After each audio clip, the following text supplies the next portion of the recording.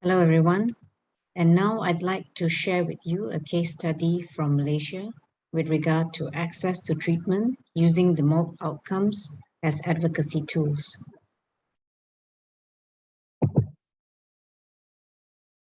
So I'll share with you when and where and why off-label treatments are currently used in our national setting.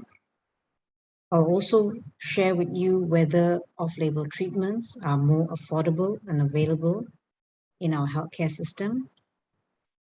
Look through some of the challenges, explore some of the specific considerations with regard to legalities, consent forms, and the shared decision-making that we do between the neurologist and the patient. And finally, finish off by looking at how the MOLT recommendations would help in our local setting. As an introduction to the Malaysian healthcare system, the Malaysian case, as well as the experience that I'm going to show, is an example of a typical public-private healthcare system challenge that we see within the Southeast Asian region in providing sufficient access and financing to high-cost medicines for multiple sclerosis. Off-label treatments offer a temporary option till on-label treatments are available, or in some other cases, a permanent option, especially when these patients with MS show good response and continue to be unable to access regulatory approved disease-modifying therapies. Off-label treatments are currently easily available on the Malaysian Essential Medicines list, as well as in the National Pharmaceutical Hospital list throughout the country, and they are mainly used for other autoimmune conditions currently. Off-label treatments are also mentioned in the Malaysian Clinical Practice Guidelines on Multiple Sclerosis version 1, 2015, mainly for highly active or aggressive MS. So, as an introduction, I'd like to share with you a letter that we wrote to the Multiple Sclerosis Journal in 2018, highlighting some of the key challenges within Southeast Asia and Malaysia for disease-modifying therapy access. The key challenges that we identified at that time included health financing and access for high-cost DMTs, as well as the lack of patient advocacy. With regard to access to high-cost DMTs, some of the etiological factors included insufficient public institutional funds, lack of proper health insurance coverage, the burden of out-of-pocket payments by patients with MS, and if patients with MS sought coverage from their employers, this led to economic and work consequences due to this seeking of private financing. If we look at the availability of on-label disease-modifying therapies for MS in public hospitals in Malaysia, this has improved over the last 20 years. However, it is still subject to resource limitations. The Malaysian MS healthcare relies very heavily on a multi-payer system to finance MS drugs. This system within our country relies on three main healthcare providers: the public government hospitals, which are fully funded under the Ministry of Health, the university hospitals under the Ministry of Education, which is partially funded by the government, and private hospitals, which are corporate-owned and self-funded. Majority of the patients with MS are seen in the public sectors. So if we look at the public healthcare funding for patients with MS, it is very much dependent on the public funding from the Ministry of Health and other governmental organizations, including the respective hospital drug quotas. Patients with MS need to wait till the Ministry of Health applications are approved, once hospital quotas are exhausted, as you can see in this particular pie chart. So if we look at the access to medicines framework within the Malaysian country nationally, it depends on the public health sector service delivery, the private health insurance, which mainly covers for hospitalization benefits, and a one-off payment for MS as a critical illness that does not cover the patient with MS throughout his or her life. Charity-based non-governmental organizations also contribute to the supply of medication for patients with MS. However, this is only sustainable for the short term, and these NGOs have fluctuations in resources. Furthermore, in order to qualify for these NGO-driven funds, patients with MS have to subject themselves to assessments of deservingness of access. At the community level too, the local MS society does not have the resources or the human capital to support long-term medications for patients with MS. In terms of employers as health payers, there is no employer-funded access to disease-modifying therapies, and there is no legal mechanism to compel them to provide for patients with MS. So, to answer the first three questions, if we look at the clinical practice guideline for management of MS here in Malaysia, it states very clearly that the standard of care for all patients with MS is that they should be given an opportunity to access treatment. Now, as much as possible, we try to access for on-label treatments for our patients. However, if there is no access, patients with MS are given off-label treatments on a case-by-case basis until the approval for on-label treatments are available, as you can see depicted in this chart. So when and why do we use off-label treatment within the country here in Malaysia? Off-label treatments are used as bridging therapy till on-label treatment is available for active relapsing MS. We also use off-label treatments in patients who have highly active or aggressive MS, as recommended by the Malaysian Clinical Practice Guideline on Multiple Sclerosis version 1. Off-label treatments are also initiated by the neurologists for their patients based on need and the availability of the limited data for these drugs. Therefore, off-label treatments are mainly provided due to limited resources and access.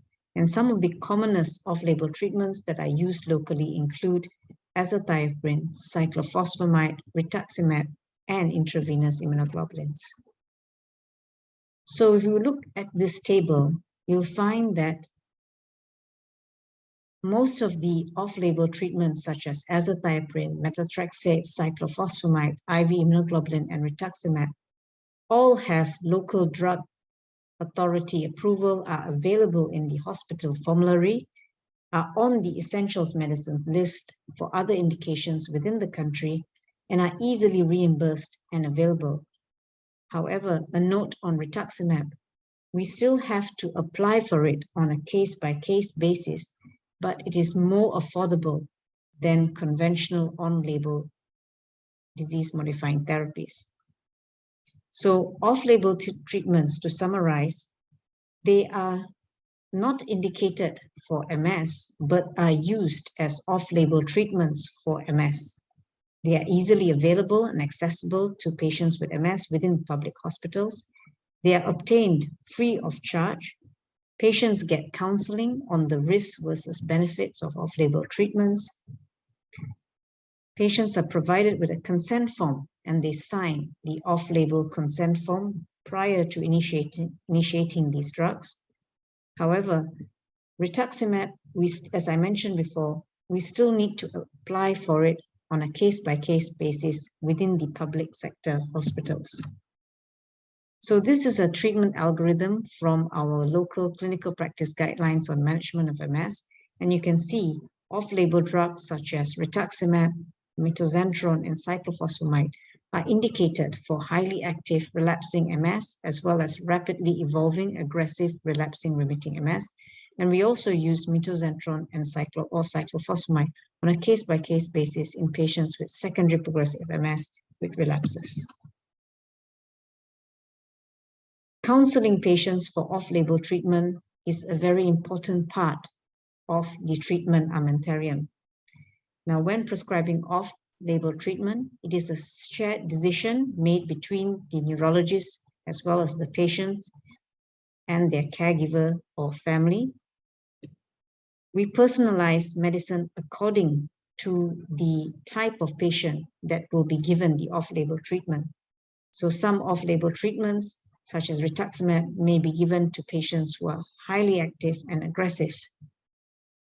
We also look at the level of evidence when prescribing off-label treatments, and we weigh the risks versus the benefits of giving these off-label treatments, especially with regard to some of them like Rituximab during this COVID pandemic. So now I'd like to share with you the off-label treatment consent form that is available locally. It's in 2 languages, the local Bahasa Malaysia as well as English. And in the form, patients would be given a verbal information with regard to the off-label medicine. They would be given in sufficient time to consider the risks and the benefits of this medicine. They'll have all the opportunities to ask questions, and the questions will be answered satisfactorily. They would be informed about alternative treatment options.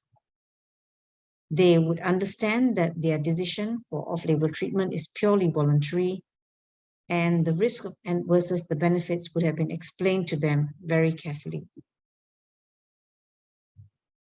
So now I'd like to share with you a couple of cases. Case 1 is a young 19-year-old female who's had 2 severe MS attacks. The first attack involved the spinal cord, and the second attack produced weakness over one side of the body. The MRI brain showed high lesion load, so obviously this patient has got highly active relapsing MS. For the acute attack, she's treated with IV steroids, IVIG, and responds well. She's got multiple poor prognostic factors, as you can see, and she obviously needs high efficacy on-label treatment, but has no access. So she consents to off-label treatment and is started with off-label IV Rituximab and has done very well. She's currently relapse-free, ambulating independently, and her most recent MRI is quiet. The second case is that of a young 21-year-old female who's a non-citizen. Now, she's had 4 very devastating attacks within a period of 2 years, and MRI, as you can see, shows high lesion load. She's got highly active relapsing MS with multiple poor prognostic factors and high risk for disease progression. She fulfills the criteria to start high efficacy treatment. However, she can't afford on-label treatment and is given off-label treatment options, either azathioprine or Rituximab. Since she can't afford Rituximab, she's given azathioprine. She's counseled for the off-label treatment and agrees for azathioprine, and she's currently, interestingly, relapse-free till today. Off-label treatments were also used during the COVID-19 pandemic in Malaysia, when on-label treatments were short due to administrative offices being closed, logistic issues in terms of deliveries. And this recent publication of ours shows some of the off-label treatments that were used during that period, such as Rituximab, cyclophosphamide, as well as IV immunoglobulins. So what are the challenges that we as neurologists here in Malaysia have faced with regard to off-label treatments?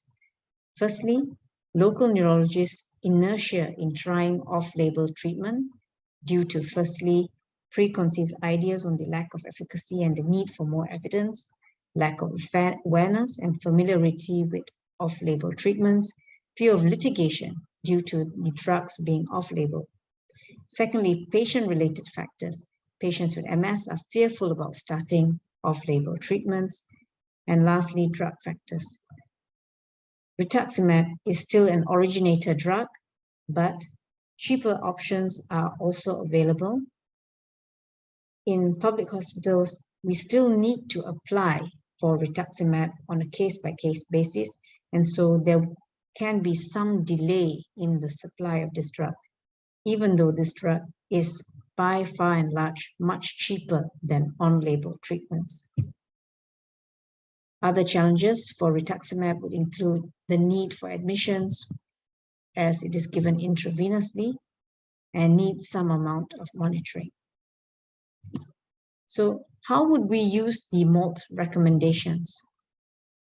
So the MOLT recommendations would help us locally in providing evidence-based material for counseling patients on off-label treatments. It will provide us with comprehensive evidence on off-label treatments for the first time globally and regionally. And this will be very useful in the counseling of patients with MS for off-label treatments. Secondly, it'll improve our ability locally for advocacy for cheaper, higher efficacy treatment options such as rituximab.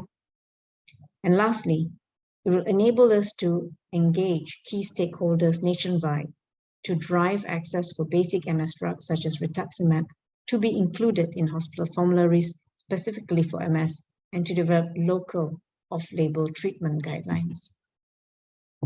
So to conclude, there have been many improvements in the management of MS in Malaysia, though challenges exist. The MOLT treatment guidelines could be used locally to leverage on improved efficacy and improved access to treatment for patients with MS. With that, I thank you for your attention.